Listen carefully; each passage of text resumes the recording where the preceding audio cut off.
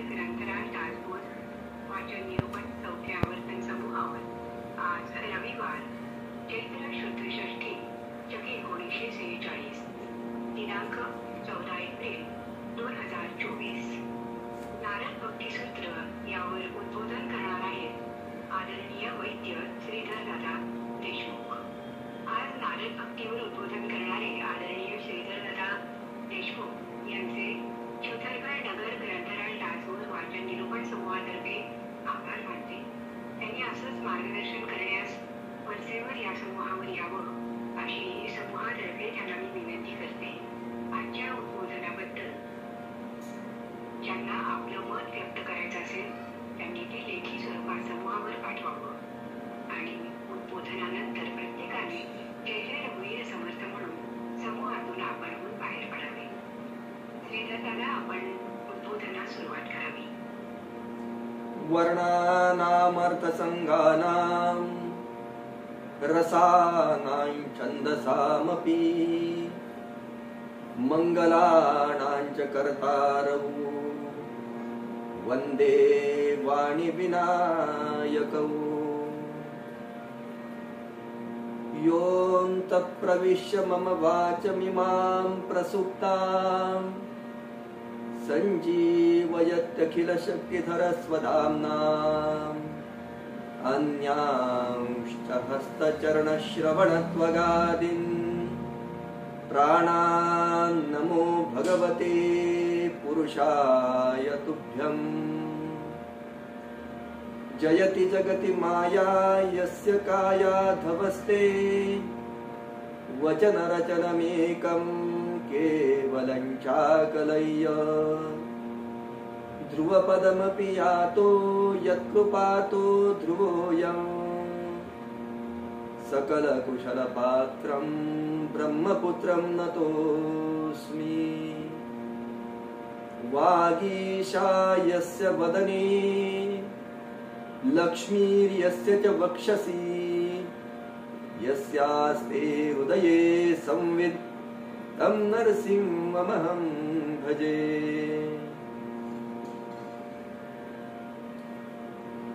आज या नवीन क्रोधी नामक संवत्सरामध्ये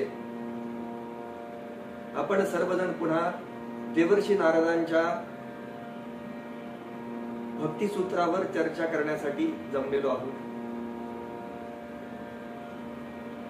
देवर्षी नारदांची भक्तिसूत्र ही आपल्याला आपल्या जीवनामध्ये भक्तीचा उद्भव कसा व्हावा याचं मार्गदर्शन करणारी, अगदी थोडक्यामध्ये खूपसा अर्थ सांगणारी अशा प्रकारचे सूत्र आहे, ज्याचा आपण विस्ताराने विचार करत आहोत. मागच्या संवत्सरामध्ये आपण कस्तरती मायां यस्संगान त्यजति यो महानुभावं सेवते निर्ममो भवति या 46व्या सूत्राचा विचार करत होतो. या मायेतून कोण तरुण जातं अशा द्विरुक्तीनं देवर्षी नारदांनी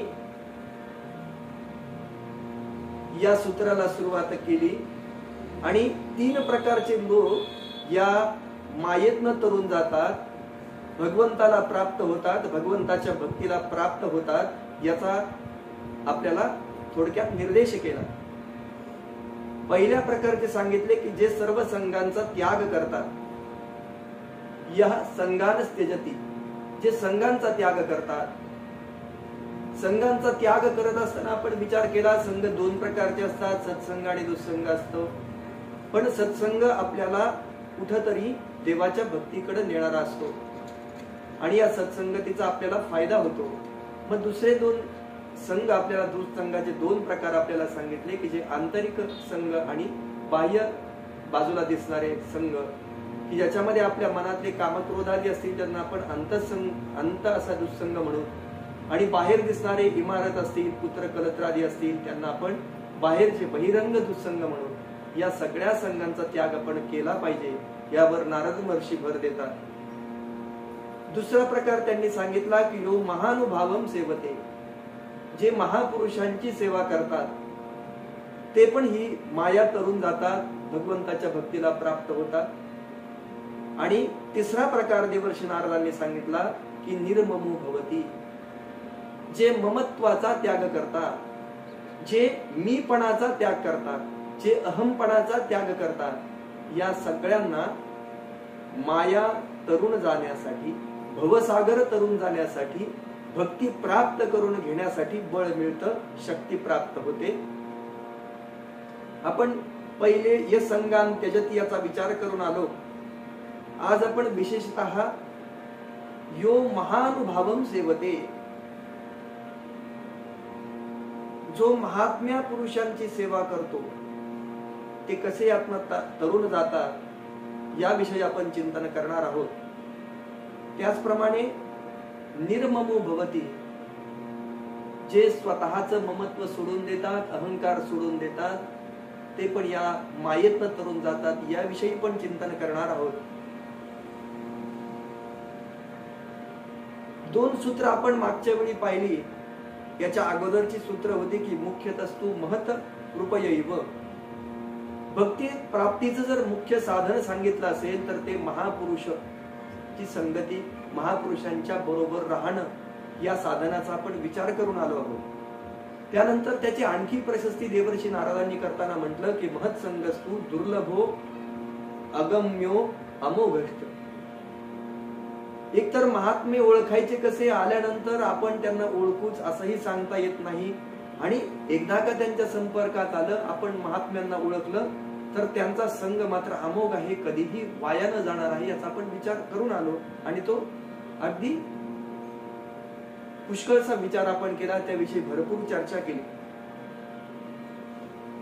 महापुरुष कोणाला म्हणायचं त्यावेळी आपण पाहिलं, तरी या सूत्राच्या अनुषंगाने आपण पुन्हा एकदा त्याचा विचार करूया की महापुरुष दुसऱ्यांचे गुण ओळखणारे, त्यांना महापुरुष म्हटलं जातं. आपण एक छोटासा दृष्टांत पाहू की आपल्या जीवनामध्ये आपण कितीही चांगलं, प्रत्येकाला नित्य याच्यामध्ये येणारा अनुभव की आपण प्रत्येकाची तक्रार अशी असते की आपण कितीही चांगलं वागूया, किंवा जरी आपण एखादं त्याला काय म्हणतो आपण की अगदी सचोटीच्या दृष्टीने विचार करूया. या जगामध्ये जी माणसं चांगली वागतात, जी माणसं न्याय्य मार्गावर चालतात, जी माणसं संतांनी सांगितलेल्या मार्गांचं अनुकरण करतात, संतांची संगती मनोमार्ग गती अनुकरण करतात, जी माणसं खरोखर सत्शील असतात, अशा माणसांना लोक आपल्याला चांगलं काम करू देत नाही अशी त्यांची तक्रार असते. प्रत्येक सज्जन माणसाची तक्रार असते की अहो किती चांगलं वागा या जगामध्ये, लोकांना याची किंमत नाही. किती व्यवस्थित वागा लोकांशी, किती न्याय मार्गाने चाला, त्यांची तक्रार नाही. लोकांना मात्र त्यांच्या भाषेत त्यांच्याशी बोलणारा, त्यांना कुठल्या तरी वेगळ्या मार्गाने नेणारा, त्यांचं मन रिझवणारा माणूस लागतो. त्याच्यामुळे आम्ही किती चांगलं वागूया, आम्ही किती कशा प्रकारे वागू द्या, पण लोकांना नाही होते, सहनच होत नाही त्यांना. ती कुठल्या ना कुठल्या बाबतीत चुका काढतात, आमच्या प्रत्येक गोष्टीला कुठंतरी आडवं लावतात. हे प्रत्येकाच्या बाबतीत होतं. असे अनुभव अनेक सज्जनांना आले आहेत आणि येत राहतील. नवे नवे तो जगाचा नियम.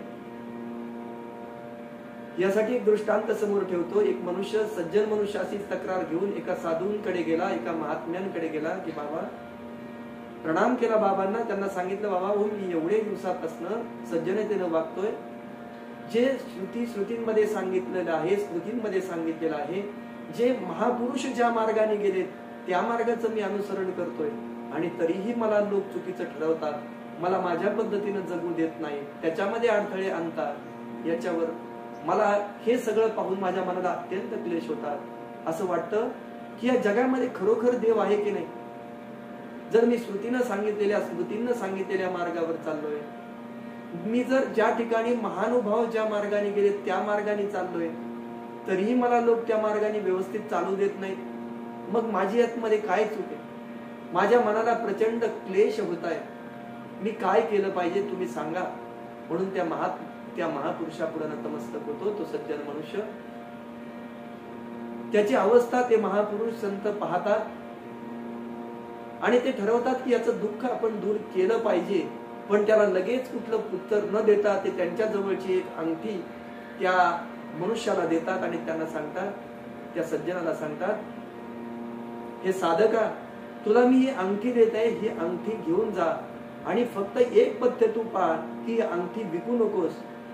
याची तू 4 चौघांकडे जाऊन या अंगठीची किंमत किती आहे, खरी किंमत किती याची तू चौकशी कर आणि मला त्याप्रमाणे सांग. आता या सज्जनाला असं वाटतं की आपण साधू बाबांकडे, महापुरुषांकडे आलो आपल्या प्रश्नाचं उत्तर न्यायला, आणि यांनी मला काम दिलंय दुसरंच, की या अंगठीची किंमत ठरवण्याचं काम मला दिलंय. ठीक आहे, ईश्वराची काहीतरी इच्छा असेल याच्या मागे, म्हणून आपण ते काम करूयात. त्या महापुरुषावर विश्वास ठेवून, ईश्वराच्या करणीवर विश्वास ठेवून त्या महापुरुषांना, संतांना नमस्कार करून तो सज्जन माणूस तिथून जातो. तो गेल्यानंतर आपल्या शेजाऱ्याला जाऊन ती अंगठी दाखवतो, त्याला सांगतो या अंगठीची किंमत काय असावी. तो शेजारी उलटी पालटी करून अंगठी पाहतो, त्याला कुठली परीक्षा नसते. अंगठी पाहतो दोन्ही चारी बाजूनी पाहून आणि सांगतो याची किंमत काही 100 रुपयापेक्षा जास्त नाही बाबा, तू माझ्याकडे आणली तर मी तुला 100 रुपये देईन, त्याच्यापेक्षा मी काही तुला जास्त देऊ शकणार नाही. मग हा माणूस ती अंगठी घेतो. पुन्हा त्याला असं वाटतं की आपला शेजारी कदाचित आपल्या जवळ राहत असल्यामुळे त्याला आपली किंमत नसेल, त्याच्यामुळे आपण काय करू, एक गावातला प्रतिष्ठित माणूस आहे त्याच्याकडे जाऊन आपण चौकशी करूया. म्हणून गावातल्या एका प्रतिष्ठित माणसाकडे तो जातो, सज्जन ती अंगठी दाखवतो आणि सांगतो, महाराज या अंगठीची किंमत काय असावी. तो प्रतिष्ठित मनुष्य ती अंगठी हातात घेतो, दोन्ही बाजूनी चांगली फिरवून पाहतो, मध्ये त्याला खडा आहे असं पाहतो. तो म्हणतो, बाबा मी तुला 1000 रुपये देऊ शकेन या अंगठीचे, याच्यापेक्षा जास्त काही मी तुला देणार नाही. तुला याच्यापेक्षा जास्त किंमत पाहिजे असेल तर तू आणखी 4 लोकांना जाऊन खात्री करून घेऊ शकतो. आता आपण असा विचार करूया, एका गावामध्ये त्याच्या शेजारी राहणाऱ्या आपल्या शेजारच्या माणसाला कुठलीही परीक्षा नसताना त्याने त्या अंगठीची किंमत 100 रुपये केली. त्या गावातल्या एका प्रतिष्ठित माणसानं, सुशिक्षित माणसानं त्याची किंमत 1000 रुपये केली. मग तो म्हणतो, आता याच्यातला जाणकार अंगठीला धातू कुठला तरी आहे म्हणून जाणकार सोनार आहे, मग सोनाराकडे जाऊन आपण चौकशी करूया. म्हणून तो साधक सज्जन सोनाराकडे जातो, सोनाराला अंगठी दाखवतो. सोनार त्या अंगठीला त्याच्या नेहमीप्रमाणे ते जाळून पाहतो अंगठी, आणि त्याला तो सोन्याचा धातू दिसतो कडेने लावलेला. तो सांगतो, ह्या अंगठीचे मी तुला 10,000 रुपये देऊ शकेन, त्याच्यापेक्षा जास्त काही माझ्याच्यानं देवणार नाही. तुला वाटेल तर तू मला निश्चितपणाने ही अंगठी देऊ शकतोस. झालं, गावातल्या सोनाराचं मत घेतो. पुन्हा त्याला असं वाटतं की नाही, आपण शहरात जाऊन चौकशी केली पाहिजे. शहरात जातो, मोठ्या दुकानात जातो, तिथे जाऊन त्या अंगठीची चौकशी करतो. तिथं गेल्यानंतर त्याचा खडा पाहून तो तिथला सोनार सांगतो की अरे याच्यामध्ये तर हिऱ्याचा प्रकार आहे आणि सोन्याबरोबर आहे. तो हिऱ्याची चांगली परीक्षा करतो आणि सांगतो, तुझ्या या अंगठीची किंमत मी तुला 1,00,000 रुपये देऊ शकेन आणि तू मलाच ही अंगठी विक, याच्यापेक्षा तुला जास्त किंमत मिळणं शक्य नाही. त्याच्या मनामध्ये, त्या साधकाच्या मनात येतं की आपण 100 रुपयापासून 1,00,000 रुपयापर्यंत किंमत आपण त्याची पाहिली. आणखी एका जवाहराकडे जाऊन चौकशी करू, कदाचित या हिऱ्याची किंमत आणखी जास्त असली पाहिजे. आणि म्हणून तो पुन्हा एकदा एका श्रेष्ठ अशा जवाहिराकडे जातो आणि त्याच्याकडे जाऊन ती अंगठी दाखवतो. तो अंगठीचा कडेचा धातू बघत नाही, बाह्य अंगाला त्या अंगठीकडे फसत नाही. तो त्यातला हिरा काढतो.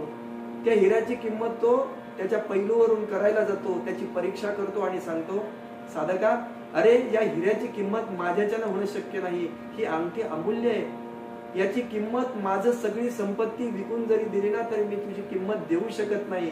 त्याच्यामुळे या अंगठी विकण्याच्या भानगडीत तू पडू नकोस. त्या साधकाला खूप आनंद होतो. त्याला वाटतं महापुरुषांनी सांगितलेलं काम आपण केलंय, आणि म्हणून तो पुन्हा त्या महापुरुषांकडे जातो. परत त्यांना ती अंगठी देतो आणि सांगतो, मी याची चौकशी केली, अमुक अमुक लोकांनी अशा प्रकारे याची उत्तरं दिली. गावातल्या शेजाऱ्यापासून, गावातल्या प्रतिष्ठित माणसापासून, सोनारापासून, एका मोठ्या सोनाराच्या दुकानापासून जवाहिऱ्यापर्यंत सगळ्याकडे मी गेलो आणि त्यांच्या मताप्रमाणे त्यांनी किंमत केली. या अंगठी अमूल्य अशा प्रकारची.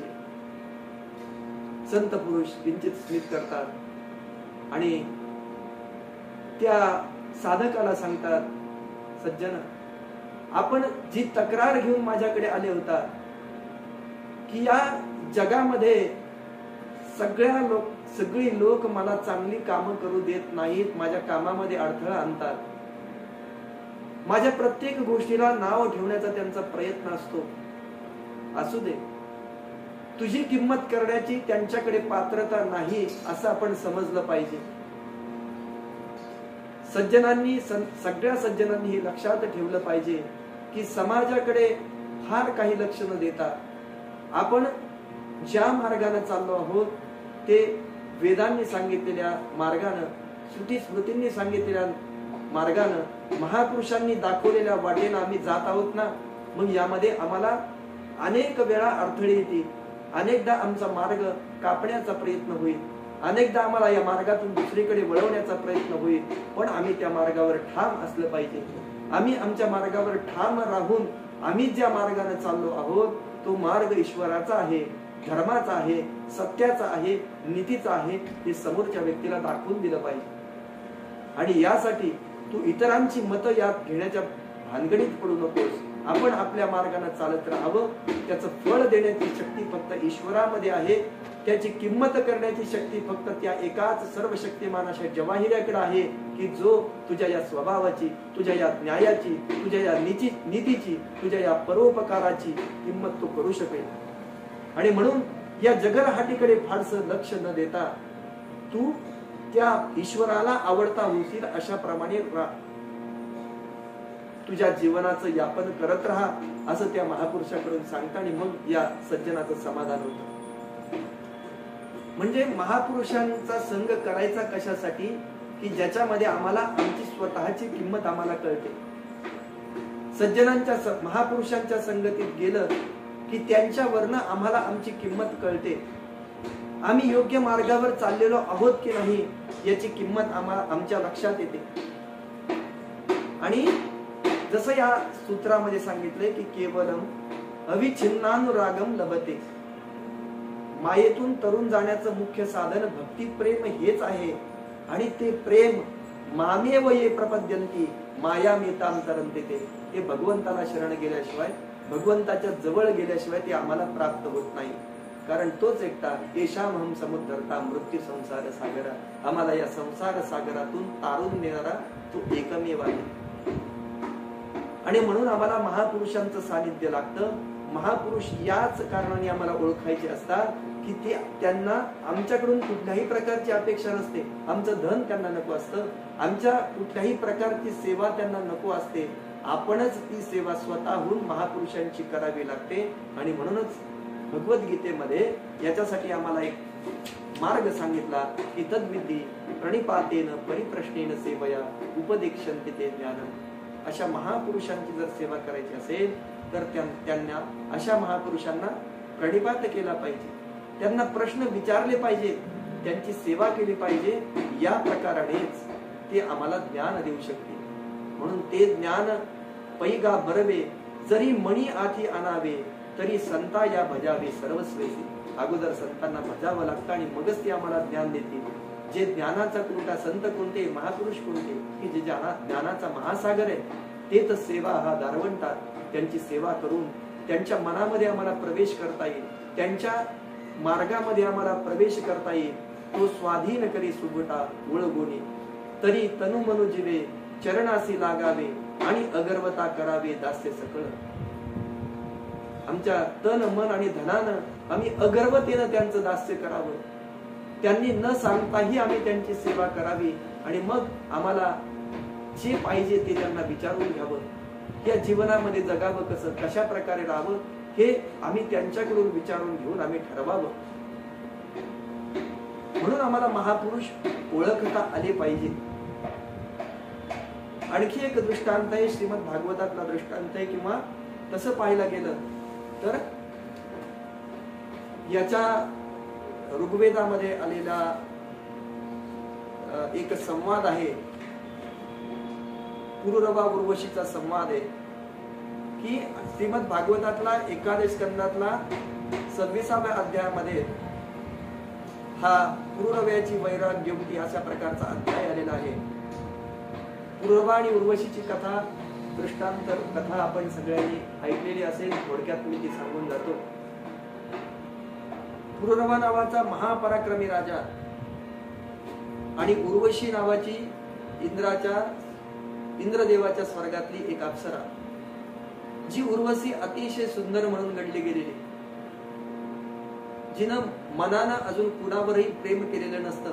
फक्त ती इंद्राच्या दरबारामध्ये एक नृत्यांगना म्हणून असते. आणि एक दिवस एका राक्षसाकडून या उर्वशीचं आणि तिच्या 2 सख्यांचं अपहरण होतं. अपहरण झाल्यानंतर तो शक्तिमान अशा प्रकारचा राक्षस तिथून घेऊन जातो आणि रस्त्यात पुरुरवा नावाचा हा महापराक्रमी राजा, अत्यंत बलशाली पराक्रमी राजा, कुठल्याही प्रकारचा विचार न करता, या राक्षसाच्या पुढे आपली शक्ती कशी आहे याचा विचार न करता मोठ्या पराक्रमानं त्या तिघींची त्याच्यातून मुक्तता करतो. ही उर्वशी मग त्या पुरुरव्यावर प्रेम करायला लागते आणि त्या राजा पुरुरव्याशी ती लग्न करते. परंतु तिला स्वर्गातलं सुख सोडून इथं पृथ्वीवरही राहायचं नसतं. एका बाजूला पुरुरव्यावरही प्रेम असतं. मग या पुरुरव्याला ती अट घालते. तिची अट मोठी विचित्र असते. ती विवस्त्र असं तिने पुरुरव्याला पाहिल्यानंतर ती स्वर्गात निघून जाणार असते.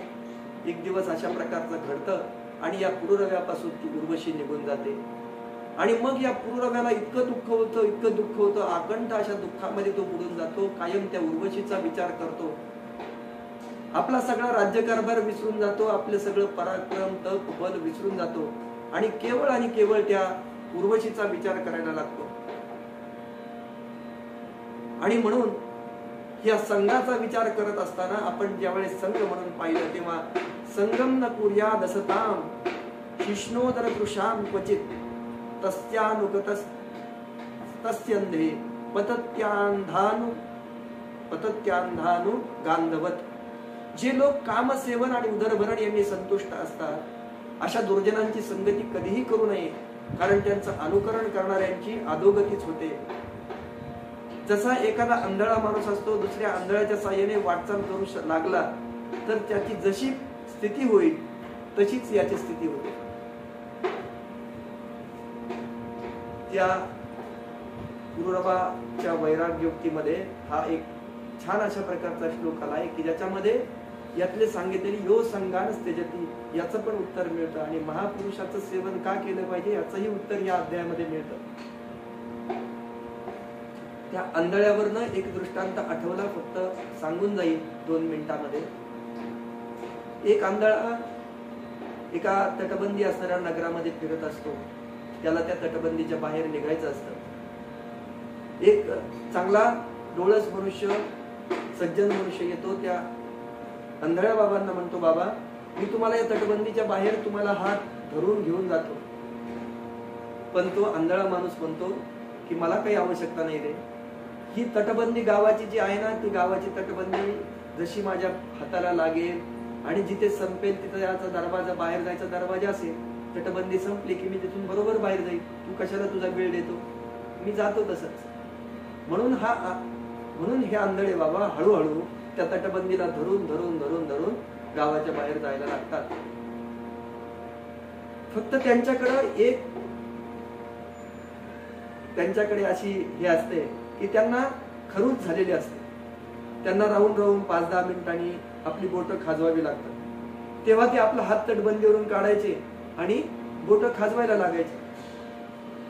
आता होतं काय, हे ज्यावेळेस त्या गावाच्या तटबंदीजवळ येतात, यांना खाज येते प्रचंड आणि ते तटबंदीचा हात काढून घेतात आणि दुसरा हात खाजवायला लागतात.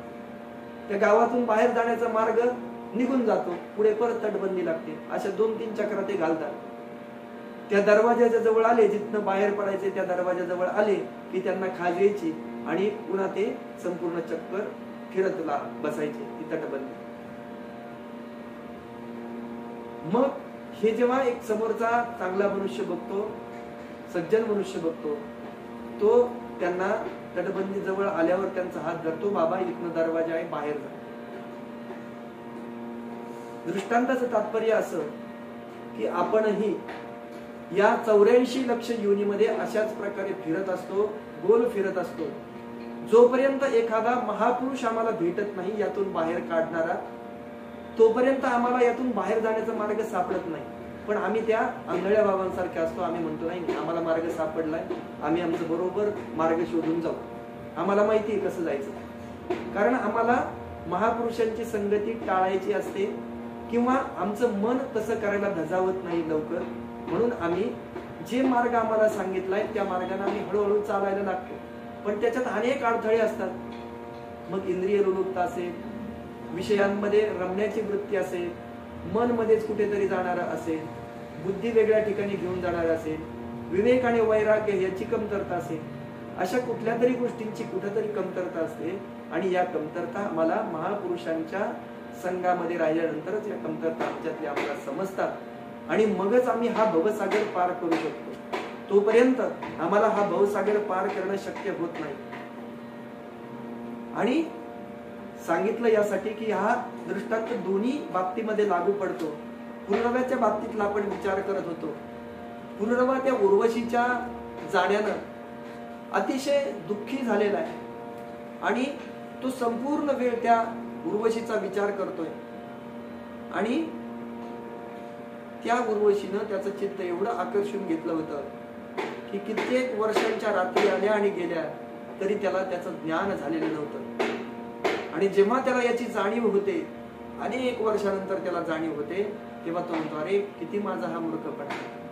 कामवासनेनं चित्त कलुषित झालेल्या आणि उर्वशीनं गळ्याला मिठी घातलेल्या माझ्या आयुष्याची किती वर्ष फुकट गेली ते मलाही कळलं नाही. या उर्वशीच्या सहवासात असताना दिवस उगवला की मावळला याचं पण मला भान होत नसे. माझ्यातला मोह कुठल्या थराला गेला.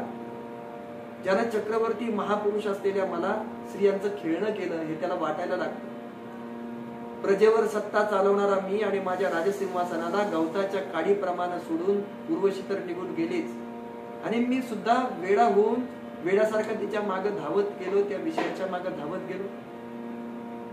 गाढवाप्रमाणे मारलेल्या लाथा सहन करूनही मी त्या स्त्रीच्या मागे गेलो. अशा स्थितीत माझ्या ठिकाणी प्रभाव, तेज आणि स्वामित्व कसं राहू शकेल याची जाणीव पुनर्रव्याला झाली. स्वार्थ न कळणाऱ्या आणि तरी सुद्धा स्वतःला पंडित समजणाऱ्या माझ्यासारख्या मूर्खाचा धिक्कार असो.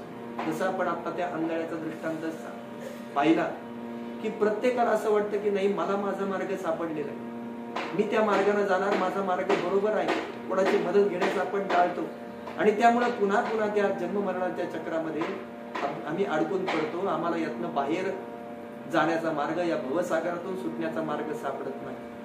आणि हा जर मार्ग आम्हाला सापडायचा असेल तर आम्हाला कुठल्या तरी महापुरुषांचा त्या ठिकाणी संग केला पाहिजे. मग यासाठी जेव्हा पुनर्रव्याला याचं भान आलं, त्याला आपल्या तुच्छ शरीराची आणि आपल्या आसक्तीची प्रचंड किळस आली आणि मग स्त्रीचा संग किती घातक आहे, श्रेणांचा संग किती घातक आहे याचा जो आपण मागच्या सूत्रामध्ये विचार केला त्याचं सगळं चिंतन या ठिकाणी पुनर्रव्याने केलं की हे संग, हे शरीर म्हणजे काय तर मांस, मेद, रक्त यांचा सगळा गोळा आहे. याच्यामध्ये रममाण करणाऱ्या माणसामध्ये आणि किड्यामध्ये काय अंतर आहे. या शरीराविषयी विरक्ती निर्माण झाली की मग आपोआप आपलं लक्ष त्या भगवंताकडे केंद्रित होतं आणि तो मग भगवंताच्या चिंतनामध्ये तो राजा सारखा राहायला लागला. आणि मग भगवान असे कृष्ण म्हणतात की जेव्हा राजराजेश्वर त्या पुनर्रव्याच्या मनामध्ये अशा तऱ्हेचे विचार उमटायला लागले, त्याला आपल्या शरीराबद्दल किळस निर्माण झाली, त्याला आपण केलेल्या संघाबद्दल प्रचंड पश्चाताप निर्माण झाला आणि उर्वशी बद्दलचा मोह त्यानं सोडून दिला. तशाच प्रकारे बुद्धिमान माणसानं दुःसंगाचा त्याग केला पाहिजे, सत्संग आचरला पाहिजे. कारण या संतांच्या उपदेशानं मनातल्या सगळ्या आसक्ती नष्ट होतात असं सांगून भगवान स्वतः याच अध्यायामध्ये संतांची लक्षणं सांगतात. म्हणजे संत कोणाला म्हणायचं, या संतांना कशाचीच अपेक्षा नसते. त्यांचं चित्त केवळ भगवंताच्या ठाई जडलेलं असतं, कसली अपेक्षा नसते. त्यांच्या मार्गाचं अनुसरण करणाऱ्या, त्यांचा अनुयायी असणाऱ्या साधकाकडून या संताला ना पैशाची अपेक्षा असते, ना आपल्याला मान द्यावा, आपलं नेहमी पूजन करावं अशी त्यांची अपेक्षा असते. केवळ संपर्कात येणाऱ्या प्रत्येक मनुष्याचं कल्याण व्हावं, त्याला साधना मार्ग व्यवस्थित रीतीने दाखवून द्यावा, याच एका उद्देशानं हे संत मार्गक्रमण करत असतात. त्यांना कशाची अपेक्षा नसते. त्यांचं चित्त केवळ आणि केवळ भगवंताच्या ठाई जडलेलं असतं. ते अत्यंत शांत आणि समदर्शी असतात. त्यांच्या ठिकाणी माझेपणा मीपणा तर अजिबात नसतो. सुखदुःखादी इंद्रिय द्वंद्व, इंद्रिय दुःख त्यांना बाधित करत नाहीत आणि ते कशाचा संग्रह करत नाही, अपरिग्रही असतात. संतोनपेक्षा मच्चित्तः प्रशांतः समदर्शिनः निर्ममा निरहंकारः निर्द्वंद्वा निष्परिग्रहः अशी संतांची सगळी लक्षणं स्वतः भगवंतांनी या ठिकाणी पुरुरव्याच्या या अध्यायामध्ये सांगितले. संतांना एकतर अपेक्षा नसते, त्यांचे चित्त भगवंताच्या ठाई. दुसरं लक्षण ते भगवंताच्या ठाई त्यांचं चित्त जडलेलं असतं. ते अत्यंत शांत असतात, कुठल्याच गोष्टीला लगेच प्रतिक्रिया देत नाहीत, समदर्शी असतात. सगळ्या ठिकाणी त्यांची दृष्टी सारखी असते. त्यांच्या ठिकाणी मीपणा माझेपणा नसतो. सुखदुःखादी द्वंद्वे त्यांना बाधक ठरत नाहीत आणि ते कशाचाही संग्रह करत नाही. एवढी संतांची लक्षणं या ठिकाणी भगवंतांनी सांगितली. आणि मग ते आपल्या श्रेष्ठ भक्त असणाऱ्या उद्धवाला सांगतात, अरे संतांच्या सभेमध्ये नेहमी माणसांचं हित करणाऱ्या माझ्या कथा जातात. भगवंताच्या कथा या संतांच्या सभेमध्ये संतांची चर्चा करत असताना महापुरुषांचं आपण जर ऐकायला गेलो तर त्यांच्यामध्ये कायम या भगवंताविषयी चर्चा चालू असते. त्यांच्याच कथांचं, भगवंताच्याच कथांचं श्रवण असतं, गायन असतं, कौतुक असतं आणि तेच चिंतन त्यांचं नेहमी चाललेलं असतं. आणि असेच लोक, असेच संत भगवंताची प्राप्ती करून घेतात. अनंत गुणांचा आश्रय असणारे, आनंद स्वरूप असणारे, ब्रह्मरूप असणारे आणि भक्ती ज्यांना प्राप्त झाली अशा सत्पुरुषाला मिळवायचं तरी काय असतं होत असतं.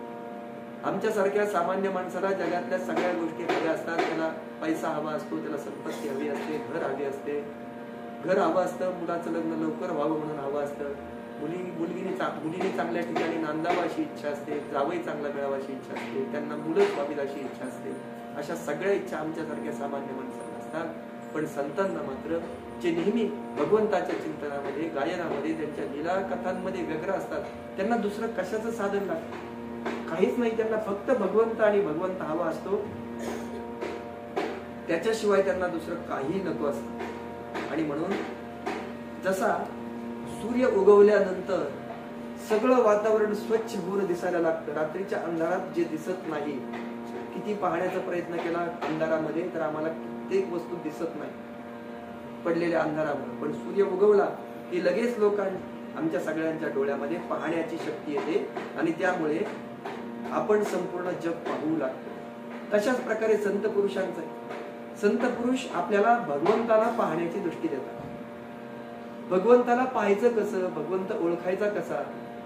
मग कुणी तरी आम्हाला संत तुकाराम महाराजांसारखं येऊन सांगेल, जे का रंजले गांजले त्यासी म्हणे जो आपुले, तोची साधू ओळखावा, देव तेथेच जाणावा, संत तेथेच जाणावा.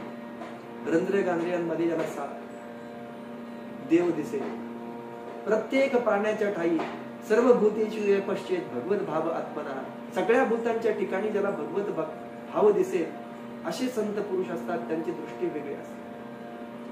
शांती ब्रह्मनाथ महाराजांसारखा एखादा असेल, नामदेव महाराजांसारखा असेल, जो एखाद्या श्वानाच्या मागे आपलं पोळी घेऊन, भाकरी घेऊन लागलेला, त्याच्यावर तूप नाही म्हणून ते तूप घेऊन लागलेले, असे अनेक संतांचे चमत्कार आपल्याला दिसतील की त्यांना या जगामध्ये भगवंताचा अनुभव पदोपदी येत असतो, कुठल्या ना कुठल्या रूपाने त्यांना येत असतो. आणि म्हणून इथं अशी उपमा दिली की सूर्य उगवल्यानंतर जसं जगातली सगळी दृष्टी गोचर व्हावी, शुद्ध आणि स्पष्टपणाने ती दृश्य दिसावी, त्याप्रमाणे संतांच्या संगतीमध्ये, संतांच्या बरोबर राहिल्यानं, संतांच्या बरोबर राहून ईशकथांचं गायन केल्यानं, केवळ त्यांच्या बरोबर राहण्याने नाही बरं का, तर त्यांच्या बरोबर राहून त्यांची सेवा करून त्यांनी जो मार्ग सांगितला त्या मार्गांचं त्या मार्गावर चालत गेल्यानं मग आम्हाला त्यांच्याप्रमाणेच भगवंत स्पष्टपणानं शुद्ध अशा स्वरूपामध्ये दिसायला लागते. कारण संत हे स्वतः अनुग्रहशील आहेत. आपल्याला जे प्राप्त झालंय ते इतरांना प्राप्त होऊ नये अशी आमच्यासारख्या सामान्य माणसाची इच्छा असते की नाही, माझ्याजवळ जे आहे ना ते माझ्या शेजारच्याला नसलं पाहिजे, माझ्या समोरच्याला नसलं पाहिजे, माझ्याकडे जे आहे ते वेगळंच फक्त माझ्यासाठीच असलं पाहिजे, इतरांकडे ती गोष्ट नसली पाहिजे. संतांचं तसं नसतं.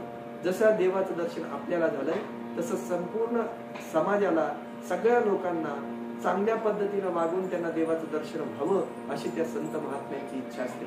आणि म्हणून अशांना खरे संत असं म्हटलं जातं की आपले खरे सुरत आहे.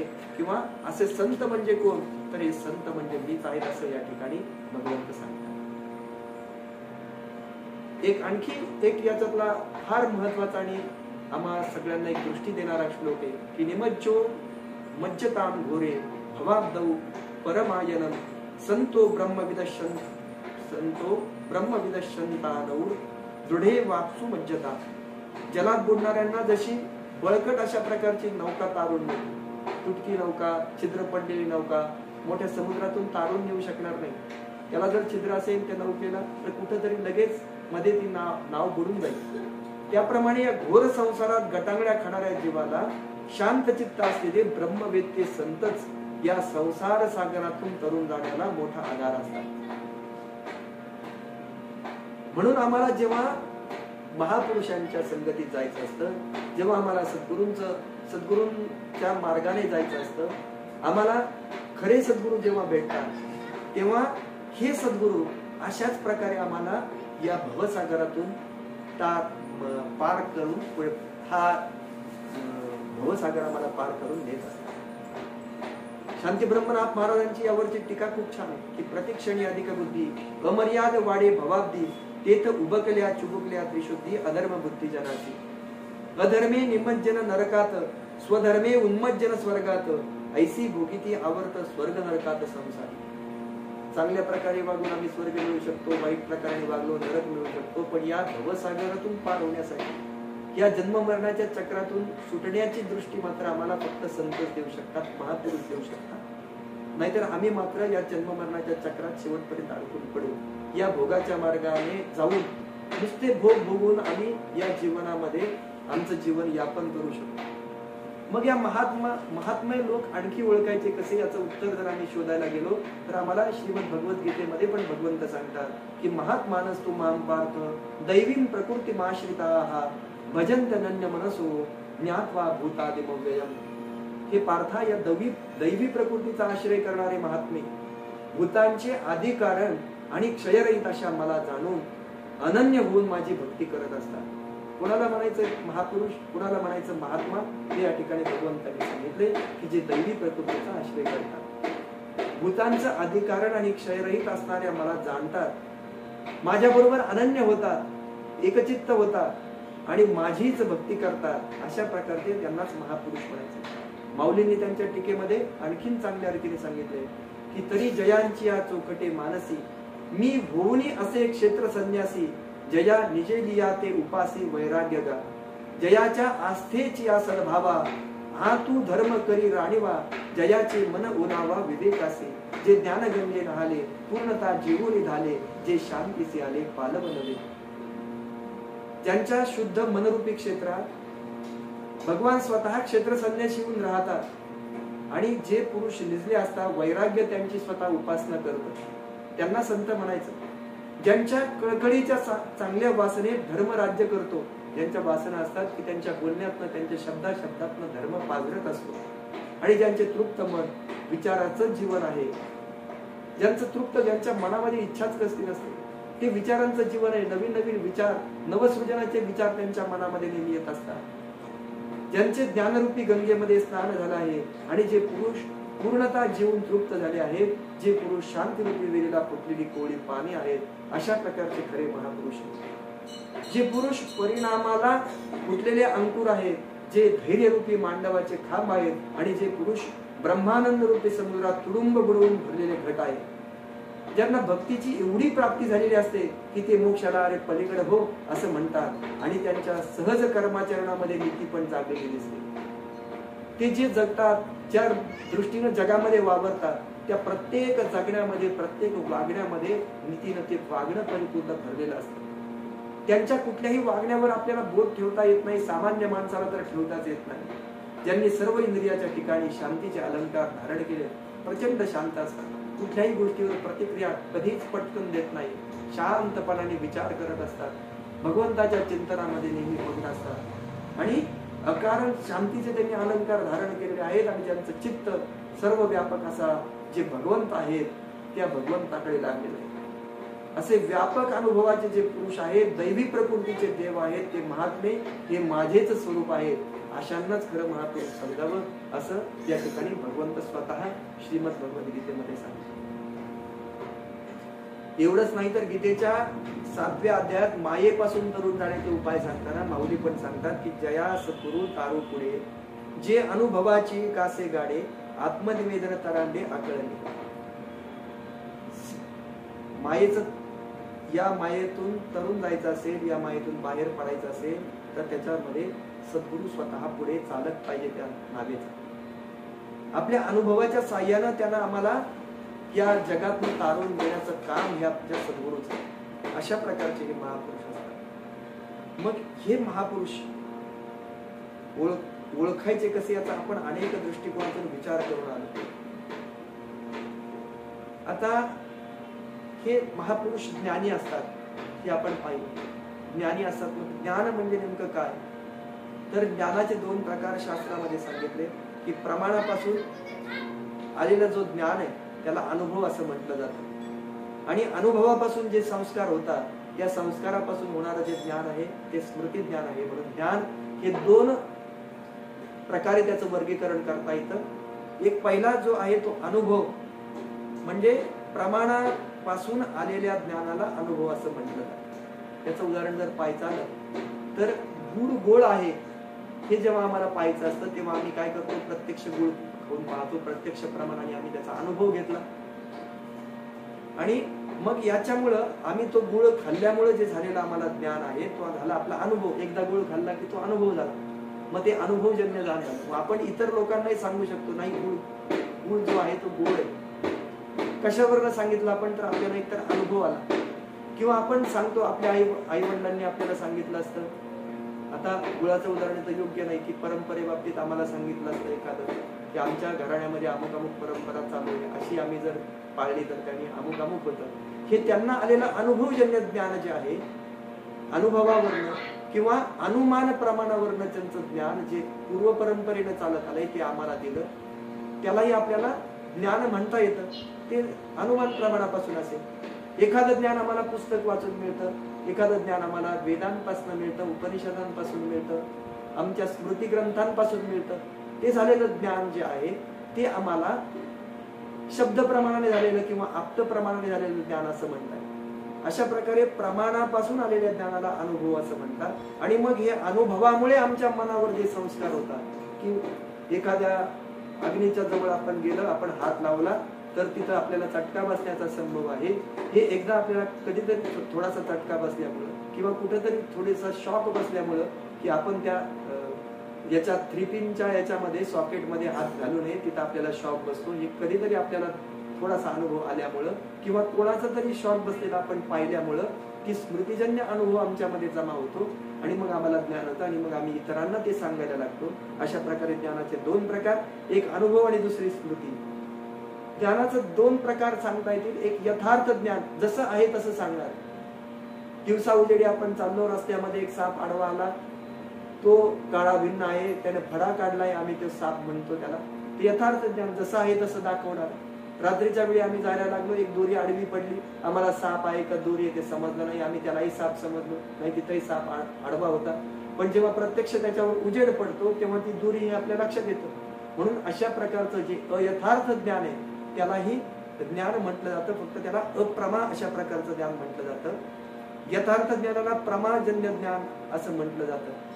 हे अप्रमा जे ज्ञान आहे ते संदेहामुळं, त्रुटीमुळं आणि काल्पनिकतेमुळं आमच्यामध्ये येतं आणि म्हणून आम्हाला जो महानुभाव हा शब्द पाहायचा आहे की मोठा अनुभव, अनुभवाचा विषय मोठा आहे, ज्याची प्रमाण निर्दोष आहे आणि अनुभव घेणारा अधिकारी पण योग्य आहे, असं तिन्ही याच्यामध्ये बसणारा जो आहे त्याला महानुभाव म्हटलं जातं, महापुरुष म्हटलं जातं. त्याच्याकडे अनुभवाचा विषय मोठा आहे, त्याच्याकडे प्रमाणजन्य ज्ञान आहे, त्याच्याकडे यथार्थ ज्ञान आहे, त्याच्या स्मृती ज्या आहेत त्या स्मृती अतिशय त्याच्या स्मृती ह्या आम्हाला पुढे जीवनामध्ये उपयोग येणार आहे. त्यांनी सांगितलेल्या ज्या दृष्टांताच्या स्मृती आहेत त्या आमच्या मनामध्ये कुठेतरी घर करून बसतायत आणि त्यामुळे आम्हाला वागण्याबद्दलची प्रेरणा मिळते. आणि अशा पुरुषाला महानुभाव म्हणावं यासाठी हे सगळे ज्ञानाचे प्रकार आम्ही पाहिले की ज्या महानुभावाच्या ठिकाणी अनुभवाचा विषय मोठा आहे, ती प्रमाण निर्दोष आहे ते सांगणार आणि अनुभव घेणारा अधिकारी योग्य अशा प्रकारचा पुरुष आहे. हे सगळं जर आम्ही पाहिलं तर आम्हाला महापुरुषांची खऱ्या प्रकारे ओळख करत पटवून घेता येते आणि मग यांच्या साह्यानं आम्ही या जगातनं, या भवसागरातनं तरुण जाऊ शकतो. हे सगळे उपाय आम्हाला या महापुरुषांच्या साह्यानं करता येतात. आणि मग तिसरा प्रकार जो सांगितला आहे की या भवसागरातून आम्हाला तारण व्हायचं असेल, आम्हाला भवसागर पार करायचं असेल, या मायेतनं तरुण जायचं असेल तर आम्हाला निर्मम व्हावं लागेल. म्हणजे कुठेही माझेपणाचा, मीपणाचा अभिमान आम्हाला आमच्या जवळ राहायला नकोय. यासाठी या निर्मम हे आमच्याकडे, निर्ममत्व हे आमच्याकडे आलं पाहिजे. आपण जसं आता पाहिलं की अज्ञानजन्य देहाशी एकरूप होण्याची आमची वृत्ती, यामुळे पुरुरव्याच्या बाबतीत एवढा मोठा महापराक्रमी, देवांनाही मदत करणारा असा राजा, पण श्रीसंगामुळे त्याचं एवढं अधपतन झालं की त्याचं स्वतः त्याला या गोष्टी एकांतात बसून आठवाव्या लागल्या आणि मग त्याला आपल्या दुःखाची जाणीव झाली, आपल्या चुकीची जाणीव झाली. यारे का श्रीसंगामुळे माझा किती मोठं माझं नुकसान झालं हे जसं त्याला वाटलं, तसंच देहाच्या ममतेविषयी आहे किंवा अहंकाराविषयी पण तशाच प्रकारचा. एकदा देहाला मी म्हटलं, या देहासंबंधी आम्ही विचार करायला लागलो की माझा देह, माझं शरीर, याला मी सजवलं पाहिजे, याला सुंदर केलं पाहिजे. हे या शरीराच्या संबंधानं जे जे येणारे माझे नातेवाईक, या शरीराच्या संबंधानं जे जे असणारे जडत्व असणारे इमारती, घर याच्यासारख्या वस्तू, या सगळ्यांना मी माझे असं पण म्हणत असतो. आणि मग या मी माझे या आपण ज्याला समजतो त्यांना आपल्यापासून दूर करणं, या अहंकाराला घासून घासून घासून घासून तो पातळ करणं. एकदा जन्माला आल्यानंतर अहंकार आपल्याला चिकटून येतो. तो अहंकार आला की आमच्यामध्ये तो असणं स्वाभाविक आहे. आमच्यासारख्या सामान्य जीवामध्ये तर अहंकाराशिवाय दुसरं काहीच नसतं. अहंकार हेच आपल्या सगळ्यात म्हणजे आपल्यासारख्या अज्ञ जीवांचं जीवन आहे. आम्हाला ह्या अज्ञानाच्या अहंकारातनं, अज्ञानाचं आम्हाला प्रत्येक एवढं छोटं ज्ञान आम्ही घेतलं की आम्हाला वाटतं नाही आम्ही केवढं मोठं अभ्यास केला, आम्ही केवढं, ज्या शंकराचार्यांनी एवढ्या मोठ्या ग्रंथांची रचना केली त्यांनी पण आपल्या शिष्याला सांगितलं, समुद्रापाशी गेले, त्यांनी त्या एक ग्लासामध्ये पाणी घेतलं आणि ग्लासातनं एक थेंब खाली टाकला. या थेंबा एवढं माझं ज्ञान आहे असं पूज्यपाद भगवान शंकराचार्यांनी सांगावं. तर मग आमच्या सारख्यांची एखादा विषय आम्ही जर केला, एखादा विषय आम्ही चर्चा त्याची करत असलो तर आपल्याला होणारा ज्ञानाचा जो अनावश्यक गर्भ असतो तो आमच्या देहांकारामुळे. कारण या अज्ञानी जीवातून येणारा अहंकार निघणं शक्य नसतं आणि तो जर काढला आपण या महापुरुषांच्या संगतीत येऊन तर आपल्याला या भवसागरातून सुटून जाण्याचा मार्ग सापडतो. यासाठी आम्हाला ममत्व सोडावं लागतं. या देहाविषयीची आसक्ती आम्हाला सोडावी लागते, देहाभिमान आम्हाला सोडावा लागतो. श्रीमद भागवतामध्येच भरतराजाचं चरित्र आलंय की सगळ्या संघाचा परित्याग करून हा भरतराजा आला, तपश्चर्या करता रानावनात जायला लागला. पुढच्या सूत्रात सांगितलंय बघा देवर्षी नारदांनी की आम्हाला या सगळ्या याच्यातनं दूर जायचं असेल तर यो विविक्त स्थानम सेवते, जो एकांताचं स्थान सेवन करतो, यो लोकबंधान उन्मूलयती, जो लौकिक बंधन तोडून टाकतो, त्यालाच या भवसागरातून पार होता येतं, निर्मम होता येतं. आणि हे भरत राजाने त्या केलं होतं. त्यांनी संपूर्ण आपलं राज्य सोडलं, एवढा मोठा राजा, भगवंताचा भक्त असणारा राजा तो वनामध्ये जाऊन राहायला लागला आणि तिथं सर्वसंग परित्याग करून राहिला, तपश्चर्या करता राहिला. तिथं राहिल्यानंतर रोज स्नान संध्या करता करता त्या वनातल्या आजूबाजूच्या वनातले सगळी सृष्टी सौंदर्यामध्ये पाहून तिथे रोज संध्या तप करून तो वनात राहण्याची सवय स्वतःच्या शरीराला लावून घ्यायला त्याने भाग पाडलं. सगळं आपलं शरीराला असणारी सवय, जी राजघराण्यातून आलेल्या सवयी, त्या सगळ्या सवयींचा त्यानं त्याग केला. पर्णकुटीत राहायला लागला. पर्णकुटीत राहून आपल्या शरीराला दुःख द्यायला शिकला, पानावर झोपायला शिकला. एवढं सगळं तो भरत राजा शिकला. पण एवढं करत असताना तो त्याचा हरिण बालकावर स्नेह जोडला. एक हरिणी जी गर्भारशी होती, एक शिकारी तिच्या मागे लागला आणि ती पाण्यातून पोहत येताना तिचा गर्भ त्या भरत राजाच्या समोर गळून पडला. त्या छोट्याशा हरिण बालकाला त्याने सांभाळलं. त्याच्यावर त्याचा इतका जीव बसला त्या पाडसावर की तो त्याचं संगोपन करायला लागला. त्याच्याबद्दल प्रचंड ममत्व निर्माण झालं. ज्या राजानं आपल्या राज्याचा त्याग केला, आपल्या प्रजेचा त्याग केला, आपल्या सगळ्या वस्तूंचा त्याग केला, नवे आपल्या सगळ्या सुख साधनांचाही त्याग केला आणि वनामध्ये जाऊन राहायला लागला. तिथं राहायला लागल्यानंतर पुन्हा त्यानं या स्नेहबंधनामध्ये अडकावं, पुन्हा त्यानं आपल्या या ममत्वाचं कुठल्या तरी निमित्तानं होईना त्याला ममत्वामध्ये तो अडकला गेला. त्या हरिण बालकाविषयी त्याच्या मनामध्ये प्रचंड स्नेह निर्माण झाला आणि मग तो दिवस रात्र आपल्या या साधनेबरोबर त्या हरिण बालकाचंही चिंतन करायला लागला. अरे एवढं छोटं हरिणाचं बालक ते कसं जिवंत राहणार आता. त्याची आई त्याला सोडून गेली.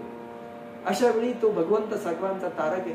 आपलं त्याला तेवढ्या पुरतं वाचवण्याचं काम आहे आणि त्याला वनामध्ये नेऊन ठेवण्याचं काम आपलंय हे तो विसरून गेला आणि तो सगळी त्याची काळजी त्यांनी आपल्या शिरावर घेतली. माझ्याशिवाय याला या वनामध्ये कोणी असं तो म्हणायला लागला आणि त्याचं सगळं संगोपन तो करायला लागला. त्याच्या सगळ्या त्याला दूध घालणं, त्याला सगळ्या वस्तू खायला देणं हे सगळं तो करायला लागला आणि त्याच्या असं करता करताच त्या हरिण बालकावर त्या स्नेहामुळं, त्या हरिण बालकावरच्या ममतेमुळं त्याचा परिणाम असा झाला की अंते नारायण स्मृती जर नसली, जशी मरण काळामध्ये जशी स्मृती असते तशी त्याला गती प्राप्त होते. त्याप्रमाणे त्याला हरिणाचा जन्म घ्यावा लागला. ममता जडली मृगापाशी, मृगवना गेला स्वेच्छेसी, त्याचा खेदू करिता भरतासी, काळ आकर्षी देहाते. या लागी साचची जाण, ममती पाशी असे मरण, जो निर्मम पूर संपूर्ण, त्यासी जन्म मरण स्पर्शेना. म्हणून जीवाला वास्तविक पाहता कोणाशी ममत्व ठेवू नये. ज्यांना म्हणून मी माझं म्हणतो ते खरे याचे नसतातच. तेही परतंत्र असतात, आपला स्वार्थ पाहणारे असतात, सर्वांना ठाऊक आहे. म्हणून विवेकी भक्त जे असतात, विवेकी साधक जे असतात, ते ममत्व धर्माचं आणि त्याचा आश्रय जे पदार्थ आहेत ते क्षणात विनाश होणारे तुच्छ पदार्थ असं जाणून त्याचा त्याग करत असतात.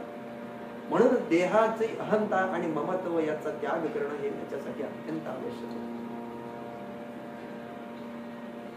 आपण जरी समजत असलो की हे माझा आहे, अमुक माझा आहे, तो माझा आहे, तरी हा देह जर आपला नसेल, जसं आपण अनेक वेळा पाहून आलोय की धनानी भूमो पशवश्च गोष्टी, भार्या गृहद्वारी जनश्मशाने, देहश्चितायाम परलोक मार्गे, कर्मानुगो गच्छति जीव एका.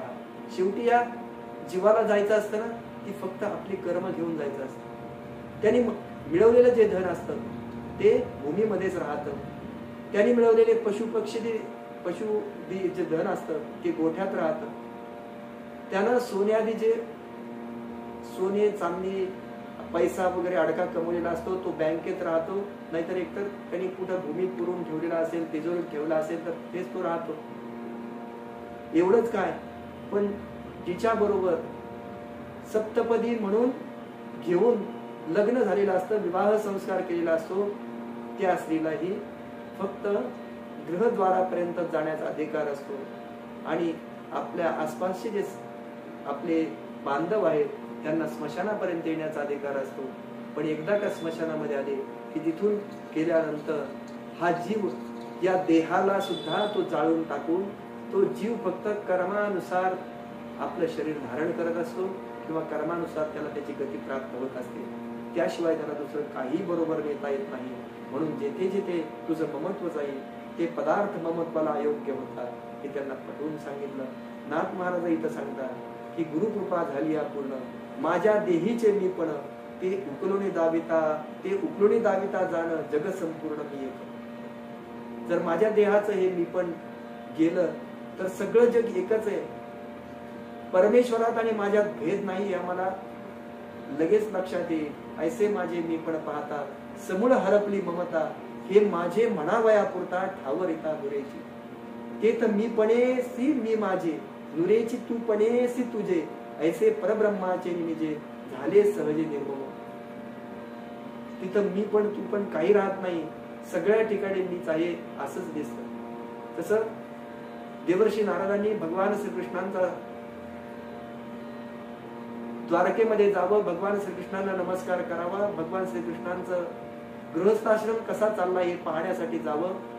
तिथे त्यांच्या 16,000 स्त्रिया, 16 प्रत्येक स्त्रीला असणारी 10 मुलं या सगळ्यांकडे या देवर्षी नारदांनी चक्कर मारावी. प्रत्येक स्त्रीच्या बरोबर भगवान कृष्ण उपस्थित आहेत.